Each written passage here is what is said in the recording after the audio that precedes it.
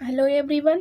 पिछले वीडियो में हम देखे थे प्रश्नावली 1 के ए खत्म कर दिए थे, तो आज हम स्टार्ट करेंगे प्रश्नावली 1 के बी, पेज नंबर N15। तो आज हम इसका थ्योरी देखेंगे। थ्योरी के बाद फिर हम इसका प्रॉब्लम सॉल्व करेंगे। तो देखते हैं, अंकगणित का मूलभूत प्रमेय का थ्योरी है, उसके बाद हम क्वेश्चन सॉल्व करेंगे। तो देखिए, अंकगणित का मूलभूत प्रमेय किसे कहते हैं? अंकगणित के मूलभूत प्रमेय के अनुसार किसी यौगिक संख्या को अभाज्य संख्याओं के गुणनफल के रूप में अद्वितीय रूप में व्यक्त किया जाता है। जैसे मान लिया जाए हम 10 ले लिए, तो 10 तो एक भाज्य संख्या है जिसे यौगिक भी कहते हैं। तो ये 2 गुने 5 होगा, ठीक है। तो ये तो हो गया यौगिक हो गया, पर ये अभाज्य हो गया, तो ये दोनों का गुणनफल हो गया, यौगिक और अभाज्य का गुणनफल हो गया। तो यही कह रहा है अंकगणित का मूलभूत प्रमेय। जैसे एग्जांपल में देखिए 14 है, तो 14 को हम 2 गुने 7 लिख सकते हैं। तो ये 2 क्या है? यौगिक है, और 7 क्या है? अभाज्य है। फिर 140 है, तो 140 को हम इतना में तोड़ देंगे, 2 गुने 2 गुने 5 गुने 7। तो ये हो गया भाज्य और ये अभाज्य हो गया, जिसे अभाज्य को यौगिक भी कहते हैं। और 65 को तोड़ेंगे 5 गुने 13। अब देखिए अभाज्य गुणनखंड। भाज्य संख्याओं को अभाज्य संख्याओं के गुणनफल के रूप में व्यक्त करने की विधि को अभाज्य गुणनखंड कहते हैं। जो भाज्य संख्या है उसको हम अभाज्य संख्या में गुना करके व्यक्त कर देंगे, उसी को मतलब जैसे गुणनखंड उसका निकाल दिए, उसके बाद उसको सबको लिखेंगे। जैसे यहाँ पे 1440 का हम गुणनखंड तोड़े हैं, तो इसमें भाज्य भी आएगा और अभाज्य भी आएगा, तो इसी को अभाज्य गुणनखंड कहेंगे। जैसे देखिए लास्ट में 5 है, अभाज्य है, 7 है, अभाज्य है। देखिए 5 है और 7 है, तो यही जो ये दोनों मिल के बना है भाज्य और अभाज्य, इसी को हम कहेंगे अभाज्य गुणनखंड। जैसे बोल रहा है, भाज्य संख्याओं को अभाज्य संख्याओं के गुणनफल के रूप में व्यक्त करने की विधि को अभाज्य गुणनखंड कहते हैं। तो जो भाज्य संख्या है उसको अभाज्य में हम व्यक्त कर देंगे, तो उसी को हम कहेंगे अभाज्य गुणनखंड। अब देखिए, हाँ, एक जो ऐसा संख्या जिस पे अंकगणित का मूलभूत प्रमेय लागू नहीं होता है। जैसे 1 में हम जितना से भी गुना करेंगे 1 ही होगा। अब देखिए, लघुत्तम समावर्तक, जिसे एलसीएम कहते हैं। लघुत्तम समावर्तक वह छोटी से छोटी संख्या है जो दिए गए संख्या से विभाजित हो जाती है। यानी कि मान लिया जब बोला 28 और 18 का एलसीएम निकालने के लिए, तो ये 28 विभाजित हो जा रहा है, 18 भी विभाजित हो रहा है, और इसका एलसीएम निकालेंगे। तो इसको हम देखेंगे, क्वेश्चन में दिया हुआ है एलसीएम निकालने के लिए। बस इतना ही समझिए कि लघुत्तम है जो वह छोटी से छोटी संख्या है जो दिए गए संख्या से विभाजित हो जाती है, यानी कि जो संख्या दिया हुआ रहता है उससे वह विभाजित हो जाती है। और मसा, जिसे महत्तम समावर्तक कहते हैं। देखिए, मसा वह बड़ी से बड़ी संख्या है जो दिए गए संख्या को विभाजित कर देता है, यानी कि जितना बड़ा संख्या रहे मसा विभाजित कर देता है, ठीक है। तो देखेंगे, और लसा गुने मसा इक्वल टू संख्याओं का गुणनफल। देखिए फॉर्मूला, लसा गुने मसा इक्वल टू संख्याओं का गुणनफल। लसा निकालने का फॉर्मूला दो संख्याओं का गुणनफल बटा मसा। मसा निकालने का रूल 2 संख्याओं का गुणनफल बटा लसा। अब हम इसको देखेंगे, क्वेश्चन देखते हैं, उसके बाद सोल्व करेंगे। देखिए, बुक में भी कुछ दिया है याद करने के लिए। जो रिक्त स्थान हम भरेंगे ना, उसमें ये वाला पूरा यही दिया हुआ रहता है रिक्त स्थान में, तो इसको हम याद कर लेंगे तो रिक्त स्थान मेरा पूरा कंप्लीट हो जाएगा। तो देखिए, 1 से बड़ा वह धन पूर्णांक p जिसमें केवल 1 और p से भाग लगे अभाज्य संख्या कहलाती है। प्रारंभ की कुछ अभाज्य संख्या 2, 3, 5, 7, 11, 13, 17 यदि एक ना तो अभाज्य है और ना यौगिक है, ठीक है। एक ना अभाज्य संख्या और ना यौगिक संख्या। अभाज्यों की संख्या अनंत है, दो सबसे छोटी एकमात्र सम अभाज्य संख्या है। ए और बी सह अभाज्य कहलाते हैं। मासा ए बी का मासा 1 होता है। ठीक है, ये ऑब्जेक्टिव में पूछता है कभी कभी। धन पूर्णांक को अभाज्य नहीं और यौगिक संख्या कहलाते हैं। जो धन पूर्णांक है वो अभाज्य नहीं होते, यौगिक संख्या कहलाते हैं। फिर देखिए, अंक गणित का मूलभूत प्रमेय प्रत्येक यौगिक संख्या को अभाज्यों के गुणनफल के रूप में अद्वितीय ढंग से व्यक्त किया जा सकता है, उसी को अंक गणित का मूलभूत प्रमेय कहते हैं। संख्याओं के सर्वनिष्ठ अभाज्य गुणनखंडों के सबसे छोटे घातों का गुणनफल मसा और उनके सभी अभाज्य गुणनखंडों में प्रत्येक के सबसे बड़े घात को गुणनफल लसा होता है। यानी कि इसको हम जब क्वेश्चन बनाएंगे तब वहाँ पे बताएंगे कि किसको मसा कहेंगे और किसको लसा। मसा ए बी गुने लसा ए बी इक्वल टू होगा ए गुने बी, लसा इक्वल टू ए गुने बी, यानी कि दो संख्याओं का गुणनफल बटा मसा, और मसा इक्वल टू दो संख्याओं का गुणनफल बटा लसा। दो से अधिक संख्याओं के लिए मसा गुने लसा इक्वल टू संख्याओं का गुणनफल। अब देखिए रिक्त स्थान पे आते हैं। धन पूर्णांक p अभाज्य होगा यदि p में केवल, यहाँ दिया हुआ ना, देखिए एक और केवल p से भाग दिया जाए तो यहाँ पे 1 हो जाएगा और यहाँ पे p हो जाएगा। ठीक है, फिर देखिए संख्याओं को अभाज्यों के गुणनफल के रूप में लिखा जा सकता है। तो देखिए यौगिक संख्या को, प्रत्येक यौगिक संख्या को अभाज्यों के गुणनफल के रूप में अद्वितीय ढंग से व्यक्त किया जाता है। ये अंकगणित का मूलभूत प्रमेय है।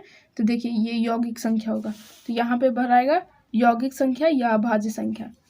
फिर दो पूर्णांक a और b सह अभाज्य है यदि मसा ए बी का क्या होगा। तो देखिए यहाँ पे a और b सह अभाज्य कहलाते हैं। यदि मसा a और b है तो ए बी का मसा 1 होगा, तो यहाँ पे 1 भरा जाएगा। फिर देखिए मसा 48 और 30 का मसा कितना होगा, तो इसका मसा निकालेंगे।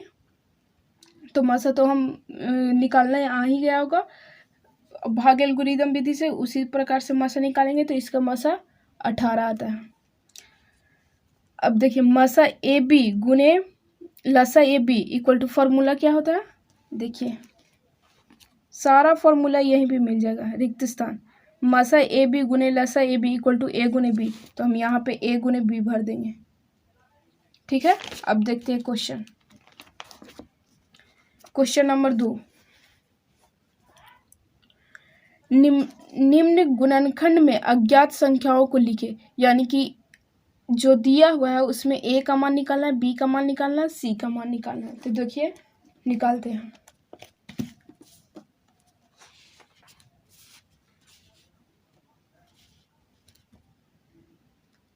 क्वेश्चन नंबर 2 के 1 ए सी है ये 2 17। अब देखिए सी का हम मान निकालेंगे, तो सी का मान निकालेंगे 2 गुने 17, तो ये हो गया 34। अब हम बी का मान निकालेंगे, तो बी का मान निकालेंगे 2 गुने सी 2 और सी का मान कितना है 34, आ गया 68। अब हम ए का मान निकालेंगे, ए का 2 गुने बी 2 बी का मान 68, तो गुना करेंगे तो 136। तो ए और बी तीनों का मान हो गया, तो यही हो गया आंसर। अब देखिए 2 में क्या कर रहे हैं, ये बॉक्स दिया हुआ है, इसको भरना है। तो देखिए क्या सबसे ऊपर की संख्या अन्य संख्याओं के बिना ज्ञात किए मालूम की जा सकती है और क्यों। देखिए ये 72 दिया हुआ है, तो 72 को हम 8 गुने 9 लिख सकते हैं। तो यहाँ पे 9 करेंगे तो ये 72 आ गया। अब 8 को देखिए दू गुने दू कर सकते हैं, तो दू दू दूनी 4, 4 दूनी 8, 8 हो गया। और 9 को हम 3 गुने 3 लिख सकते हैं, ये बन गया। यही भरने के लिए बोल रहा था। अब देखिए, निम्नलिखित का अभाज्य गुणनखंड करें। जो इसमें 4 क्वेश्चन दिया हुआ, 5 क्वेश्चन है, सारा का अभाज्य गुणनखंड निकालने के लिए बोल रहा है। तो देखिए स्टार्ट करते हैं। क्वेश्चन नंबर 3 का 1 सॉल्यूशन दिया हुआ है 124 है।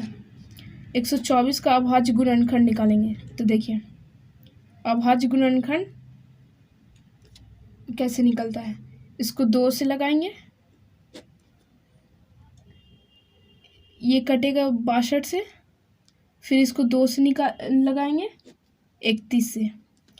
2 गुने 31, जिसे हम 2 के पावर 2 गुने 31 लिख सकते हैं। ये इसका अभाज्य गुणनखंड हो गया। यही हो गया आंसर। अब 2 के दूसरा देखिए 156 है।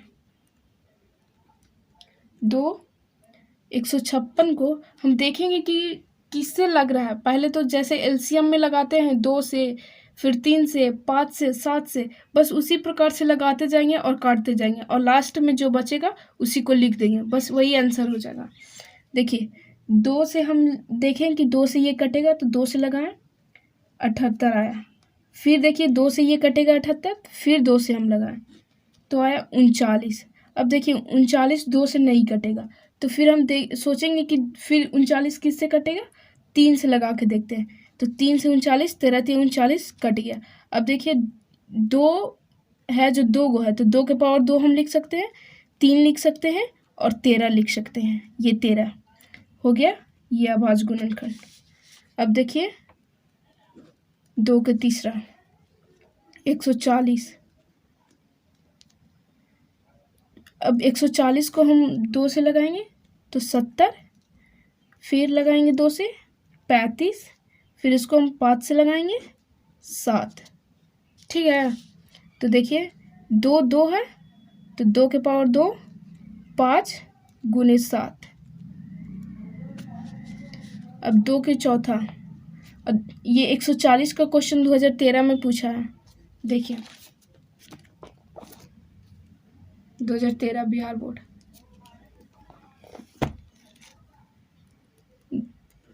3 के चौथा 5 हजार 5, 5005 का गुणनखंड निकालना है। तो देखिए ये 2 से हम देखेंगे कि ये 2 से लग रहा है, नहीं लगेगा 2 से। 3 से भाग दे के देख लेंगे, ये भी नहीं लगेगा 3 से। 5 से ये लग जाएगा। देखना है, दिमाग लगाना है कि किससे कटेगा। तो 5 से हम लगाएंगे तो 1001 आएगा। फिर हम 7 से लगाएंगे, जैसे एलसीएम में लगाते हैं बस उसी तरह लगाते जाएंगे, और लास्ट में सबको लिख देते हैं। एलसीएम में सबको गुना करके लिखते हैं, इसमें गुना नहीं होता, बस ऐसे ही लिख देते हैं, वही आंसर हो जाता है। बाकी सारा रूल एलसीएम के ही तरह। देखिए फिर हम 7 से इसको लगाएंगे तो 143 आया। फिर देखेंगे कि 143 किससे कटेगा। 7 से, 2 से तो कटा नहीं, 3 से नहीं कटा, 5 से कटा, 7 से कटा, 7 के बाद अब किससे लगता है, 13 से। 11 से तो कटेगा नहीं, तो 13 से लगाएं, 13 से कट गया। ठीक है, तो 5 गुने, देखिए 13 से कटा, भाग दी से 13 में 143 है, एक मरतबे 13, 11 आया, 11 मरतबे कट गया। 5 गुने 7 गुने 13 गुने 11, यही आंसर हो गया। अब 5वां क्वेश्चन देखिए, 32,760, 32,760, तो ये 2 से लग जाएगा। 16 380 आया। फिर इसको 2 से लगाएंगे तो आएगा 8190। फिर देखेंगे इसके लास्ट में 0 है, 2 से लगेगा तो आया 4095। ठीक है। फिर 2 से ये नहीं लगेगा, देखेंगे 3 से भाग दे के देख लेते हैं। भाग ये सब आप कर लीजिएगा। 1 0 3 3 9 1 9 3 6 18 1 5 3 5 15 1365। 3 से लगा तो 1365 आया। फिर हम 5 से लगाएंगे तो फिर 5 से भाग दे के देख लेते हैं। 5 दूनी 10, 3 6 7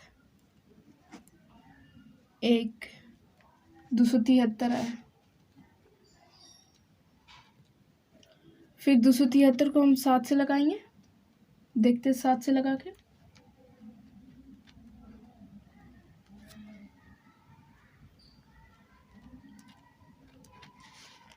तो 7 21 6 और 7 9 63। 7 से आया 39। फिर ये 3 से लगेगा 13।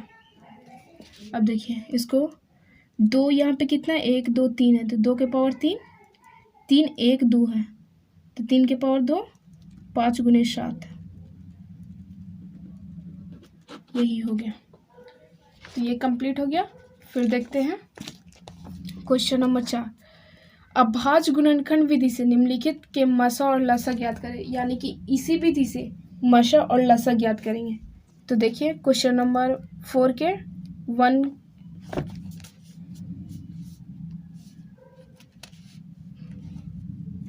क्वेश्चन नंबर 4 के 1 तो दिया हुआ 6 और 20। ठीक है। तो 6 ऐसे लिखेंगे, फिर 20 इसको लिखेंगे और लसा फाइंड करना है, एलसीएम और एचसीएफ यानी कि लसा और मसा दोनों फाइंड करना। तो 6 को हम कैसे तोड़ सकते हैं? 6 को 2 गुने 3 लिख सकते हैं, 3 दूनी 6। और हम 20 को देखिए रफ में देखिए, 20 को 2 से लगाएंगे 10, 2 से लगाएंगे 5, 5 से लगाएंगे तो 20 को 2 गुने 5 लिख सकते हैं, 2 गुने 5 लिख सकते हैं। तो इसका मसा क्या होगा? मसा में क्या रूल होता है, जो ऊपर में मिलेगा और नीचे में मिलेगा वही सिर्फ लिखाता है। ठीक है। और लसा में जो ऊपर में अगर 2 ज़्यादा है तो वही वाला लिखाएगा, अगर कम है तो नहीं लिखाएगा। और मसा में क्या होता है, जो दोनों में मिलेगा वही लिखाएगा। जैसे 2 एक है 2 जो दोनों में मिल रहा है, इसमें भी है इसमें है तो 2 लिखाएगा, और बाकी 2 है इसमें नहीं, 3 नहीं है तो 3 नहीं लिखाएगा, 5 नहीं है 5 नहीं है तो इसका मसा हो गया 2। और लसा में क्या होता है, मिले या ना मिले सब लिखाता है। देखिए 2 है, मसा में ज़्यादा है 2 गुने 2 यानी कि 20 का 2 गुने 2 है तो हम 2 के पावर 2 और 3 नहीं मिल रहा है, 5 भी नहीं मिल रहा है तैयो लिख दिए, क्योंकि मसा का यही रूल है। इसको गुना करेंगे 60 आएगा, यही आंसर हो गया। ठीक है। अब फिर 4 के दूसरा दिया हुआ 17 25 तो 17 25 तो 17 को 1 गुने 17 करेंगे और 25 को 5 गुने 5। तो देखिए मसा निकालेंगे तो मसा में देखिए एक इसमें भी होगा, क्योंकि एक तो हमेशा छुपा रहता है, एक मिला। ठीक है। 17 है इसमें नहीं, 5 है ऊपर में नहीं, 5 है नहीं तो इसका मसा 1 हो जाएगा। और लसा क्या होगा, लसा देखिए 17 गुने 5 गुने 5 सारा लिखा गया, मिले चाहे ना मिले सब लिखा था और सबको गुना कर देंगे तो आया 425। अब देखिए 3, 510 और है 92। अब 510 को तोड़ेंगे, 510 को तोड़ेंगे, पहले 2 से लगाएंगे तो आएगा 2 और फिर 5 और 5, 255। फिर हम लगाएंगे 3 से तो 3 8 24, 3 5 15। फिर हम 5 से लगाएंगे तो 17 5 85। तो हम 510 को लिख सकते हैं 2 गुने 3 गुने 5 गुने 10। ये सब आप कॉपी के पीछे कीजिएगा, जो एग्ज़ाम में मिलता है ना कॉपी, उसके पीछे ये सब रफ कीजिएगा और रफ करके सारा को काट दीजिएगा इसी से, ठीक है। और फिर 92 को तोड़ेंगे, 92 को फिर इसी प्रकार से तोड़ेंगे। तो इसको 2 गुने 2 गुने 2 गुने 2 गुने 23, इसको लिख दिए। 92 को तोड़, जैसे देखिए 2 दूनी 4 और 23 चौ 92 हो गया। अब मसा निकालेंगे तो देखिए तो दोनों में क्या मिल रहा है, इसमें भी 2 है, इसमें भी 2 है, तो एक को 2 मिला, ठीक है। इसमें 2 है, 2 नहीं है। 3 है इसमें, 3 नहीं है। 5 है इसमें, इसमें नहीं है। 17 है इसमें, इसमें नहीं है। 23 इसमें है, उसमें नहीं है। तो इसका मसा हो जाएगा 2 और लसा क्या होगा, लसा जो ज़्यादा रहता है वो लिखाता है, यानी कि 2 इसमें ज़्यादा है तो 2 ये वाले लिखाएगा, 2 के पावर 2, और बाकी सारा मिले चाहे ना मिले एक गो रहेगा तो सब लिखा जाएगा। तो 3 गुने 5 प्लस 17 गुने 23। अब इसको हम गुना करेंगे तो इसको गुना करेंगे तो आएगा 2346। अब गुना करके एक बार देख लीजिएगा, 2346 आया। अब देखेंगे क्वेश्चन नंबर 4 के चौथा। 4 के चौथा है 6 के 72 और 120 का मसा और लसा निकालना है। तो देखिए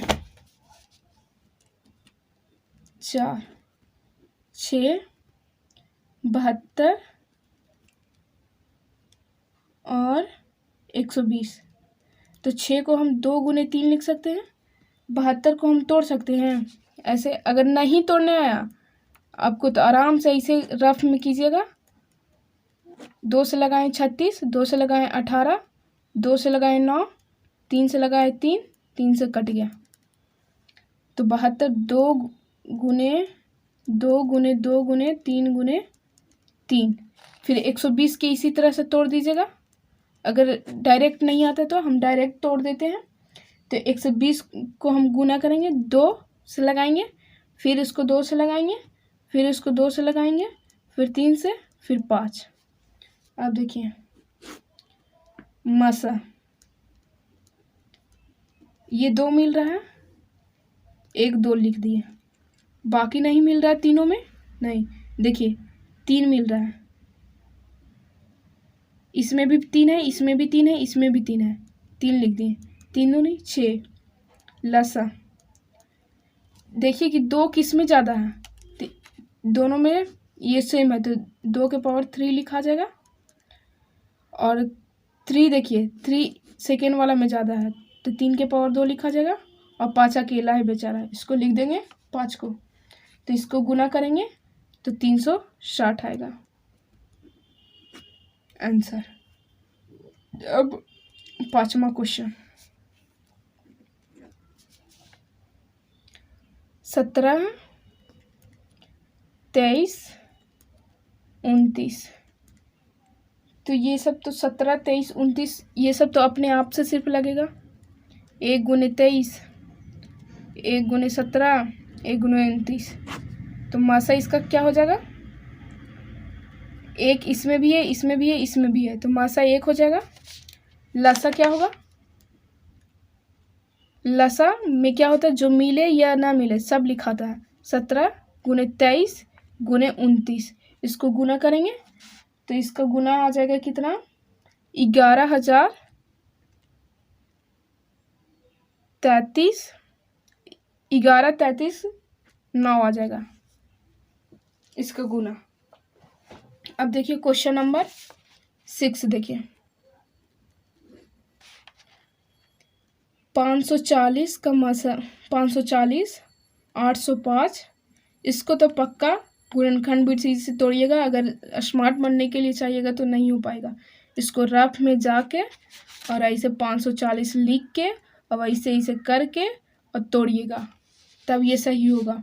हम तोड़ देते हैं क्योंकि हम प्रैक्टिस किए हुए हैं। तो 540 को हम तोड़ सकते हैं 2 गुने 2 गुने 3 गुने 3 गुने 3 और गुने 5, इतना से हम गुना कर देंगे तो इतना आ जाएगा। तो आप लोग गुणनखंड विधि से तोड़ लीजिएगा। फिर 805 को हम तोड़ सकते हैं 5 गुने 7 गुने 23। अपना मन से मत लिखिएगा, पहले गुणनखंड से तोड़ लीजिएगा उसके बाद लिखिएगा। फिर है 990, 990 को लिख सकते हैं 2 गुने 5 गुने 9 गुने 11। अब मसा निकालते हैं, मसा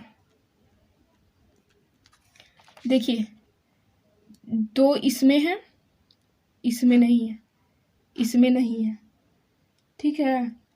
देखिए 3 इसमें है, इसमें नहीं है, इसमें नहीं है, तो इसका मसा नहीं हो रहा। 5 देखेंगे 5 इसमें है, इसमें भी मिल रहा है, इसमें भी मिल रहा है, तो इसका मसा हो जाएगा 5। और लसा देखिए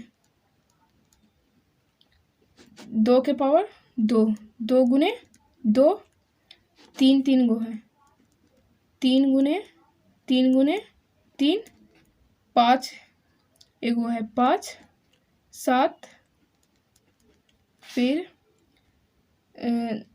5 7 हो गया 23, 9 गुने 11।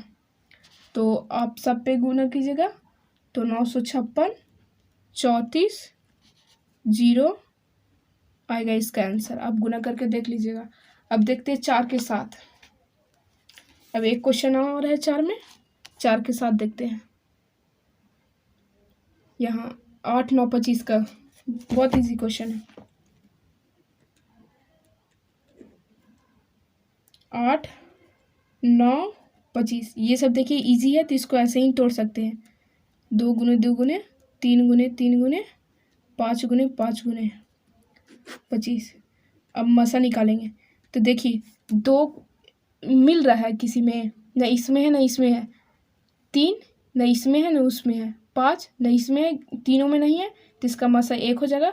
जिसका मसा कुछ नहीं होता है उसका मसा 1 होता है।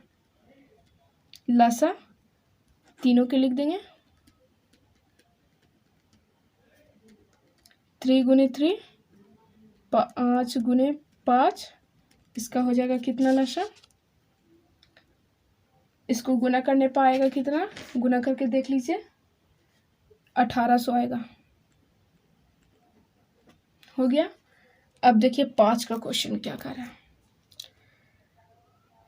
12,576 और 4,052 का अंक गणित के मूलभूत प्रमेय से मसा ज्ञात करें और फिर मसा के सहायता से लसा ज्ञात करें।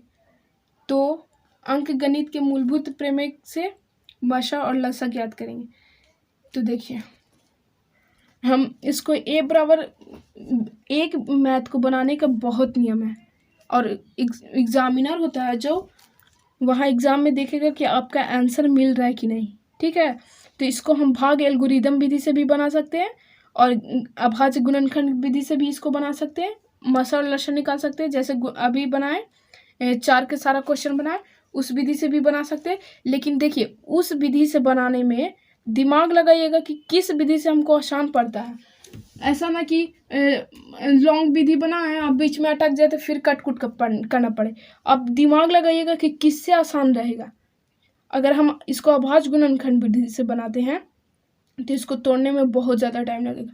इससे अगर हम भाग एल्गोरिदम विधि से बनाते हैं तो हम इसका मसा निकाल देंगे और ए बराबर बी क्यू प्लस आर पे ये कर देंगे, इससे मसा निकल जाएगा।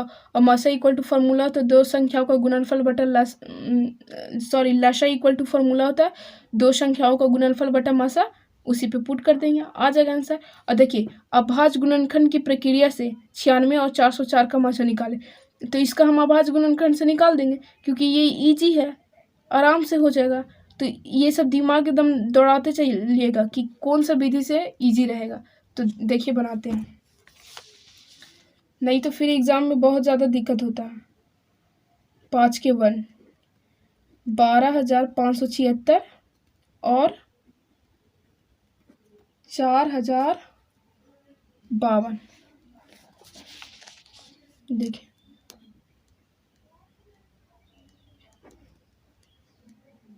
ये मसा आप सीखे ना बनाने के लिए पिछले प्रश्नावली 1K में।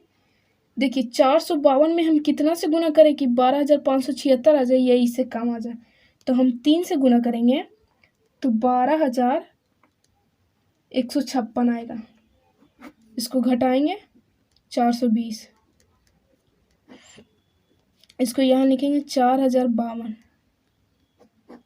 अब 420 में हम कितना से गुना करेंगे कि 4,052 आ जाए।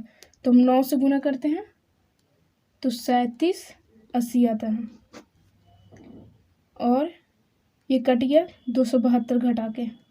फिर ये 420 को हम यहाँ उतारेंगे, एक मरतबे 272 लगा देंगे, इसको घटाएंगे 148, फिर 272 को उतार देंगे, फिर एक मरतबे लगाएंगे 148, घटा के लाएंगे 124, फिर 148 को यहाँ लाएं, एक मरतबे लगाएं 124, कट गया 24, फिर 124 को यहाँ उतार दिए, 5 मरतबे 120, 24 बचे 120,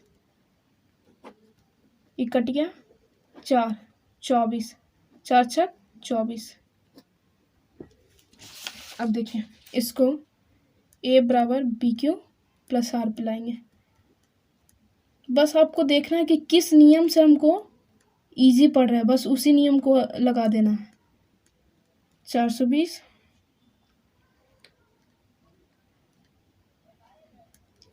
4,052 को तोड़ेंगे 420 गुने 9 प्लस 272, फिर 420 को तोड़ेंगे 272, देखिए तोड़ा हुआ है, 272 गुने 1 प्लस 148, फिर देखिए 272 को तोड़े हैं 148 गुने 1 प्लस 124, 124, हाँ 148 गुने 1, 148 गुने 1 प्लस 124। अब देखिए 272 हो गया, अब 148 को 124 गुने 1 प्लस 24, 124 को फिर तोड़ेंगे 24 गुने 5 प्लस 4, फिर 24 को तोड़ेंगे 4 छक 24 प्लस 0, तो मसा इसका हो गया 4, मसा इसका 4। अब बोल रहा है लसा निकालने के लिए, तो लसा इक्वल टू दो संख्याओं का गुणनफल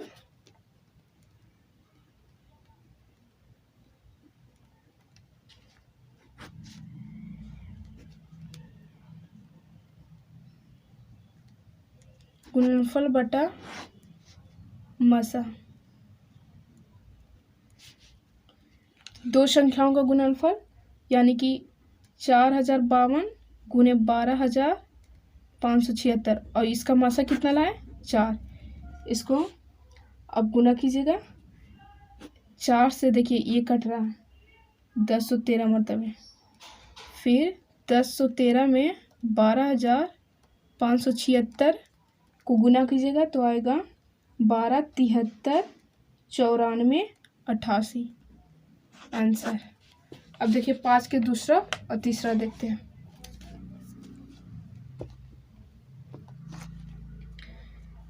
पाँच के दूसरा, अभाज्य गुणनखंड की प्रक्रिया से 96 और 404 का मसा निकाले, फिर इन दोनों का लसा निकाले। तो आराम से अभाज्य गुणनखंड विधि से निकाल देंगे।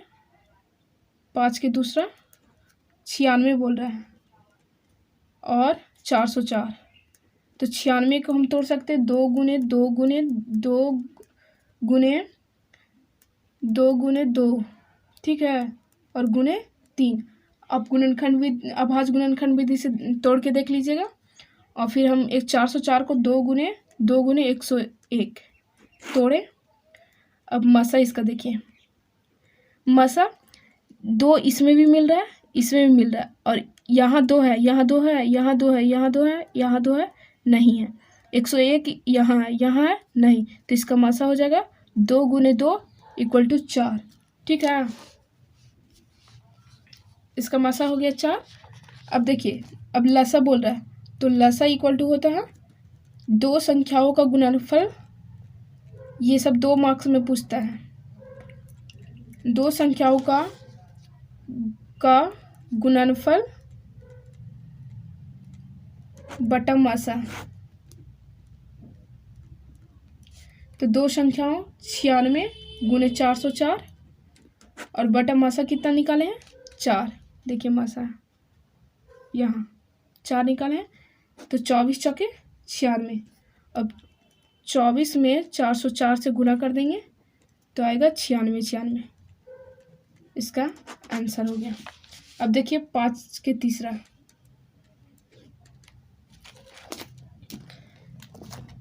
तीन 306 और 657 का जो लसा है वो दिया हुआ है 22, 33, 8। तो मसा निकाले, तो एकदम कुछ नहीं करना है, बस फॉर्मूला पे सिर्फ पुट कर देना।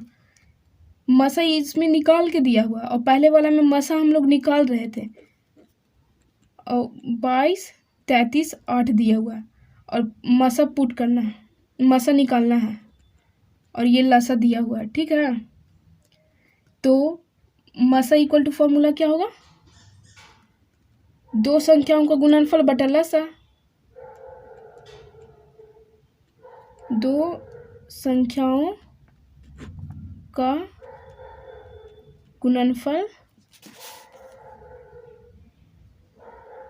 गुणनफल बटा लसा। देखिए 2 संख्या 306 गुने 657 और लसा इसका कितना दिया हुआ 22, 33, 8। इसको काटने में थोड़ा प्रॉब्लम हो रहा है, तो क्या करेंगे, ये दोनों को गुना कर देंगे। तो गुना करने पे 20, 10, 42 आएगा, और 23, 33, 8। अब ये दोनों, अब इससे इसको में भाग दे देंगे तो ये कटेगा 9 मरतबे। आप भाग दे के देख लीजिएगा, इसका आंसर आ गया। अब देखिए, अब क्वेश्चन नंबर 6 बचा है। जांचे कि क्या किसी भी प्राकृतिक संख्या n के लिए 4n के अंत में 0 आता है। यानी कि हम कोई प्राकृतिक संख्या लेंगे, जैसे 1, 2, 3 ले लिए, ठीक है, तो उसके अंत में 4n के जगह पे हम 1, 2 दिन भरेंगे तो क्या उसके लास्ट में 0 आता है, हम वो चेक करना है। और फिर वही क्वेश्चन है, जांचे कि क्या किसी प्राकृतिक संख्या n के लिए 15n के अंत में 0 आ सकता है। तो देखिए दोनों सॉल्व करते हैं, ये 6 का दोनों बना देंगे तो प्रश्नावली 1 के भी खत्म। अब फिर देखेंगे कल 1 के सी। तो 6 के पहला जांचने के लिए बोल रहा है कि प्राकृतिक संख्या n के लिए 4n के अंत में 0 आता है, तो 4n लिख दिए। और प्राकृतिक संख्या 4n बोल रहे, तो हम n इक्वल टू 1, 2, 3 ले लेते हैं, 4 ले लेते हैं रखने पर। अब देख लेंगे कि आ रहा है कि नहीं। 4 इसके पावर 1 प्राकृतिक संख्या बोला, तो प्राकृतिक संख्या 1 से स्टार्ट होता है, तो 1, 2, 3 लिए, 1, 2, 3, 4। तो इस पे पावर किए 1, 4 के पावर 2, तो 4 गुने 4 इक्वल टू 16। 4 के पावर 3, तो 4 गुने 4 गुने 4 तो आया 64। और 4 के पावर 4, तो 4 गुने 4 गुने 4 गुने 4 तो आया 256। तो लिख देंगे अतः n प्राकृतिक संख्या के लिए 4n के अंत में 0 नहीं आएगा, अंत में 0 नहीं होता है, क्योंकि किसी के लास्ट में 0 नहीं हुआ तो ये 0 नहीं होता है। अप्रूव्ड हो गया। अब एक अब इसी तरह से क्वेश्चन नंबर 6 का दूसरा है, तो बना लीजिएगा। ठीक है, आज यहीं तक, नेक्स्ट वीडियो में देखेंगे।